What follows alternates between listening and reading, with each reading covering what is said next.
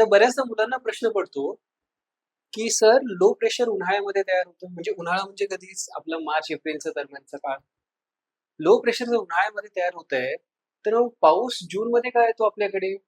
ह्याचं उत्तर पाहायचं असेल तर आपल्याला थोडंसं मागे जायला लागेल. उन्हाळ्याच्या आधी आपल्याकडे सीझन असतो हिवाळ्याचा.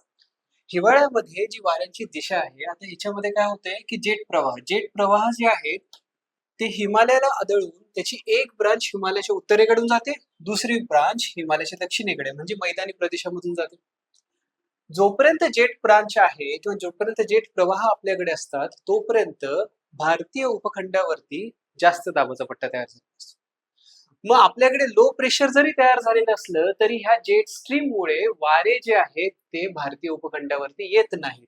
म्हणून जोपर्यंत ही जेट हिमालयाच्या पूर्णपणे दक्षिणेकडे जात नाही, तोपर्यंत भारतामध्ये पाऊस पडत नाही. आणि ही जेट जाते कधी? जूनमध्ये. जूनच्या आसपास जाते. म्हणून मॉन्सून जो आहे हा लो प्रेशरकडे यायला सुरू करतो.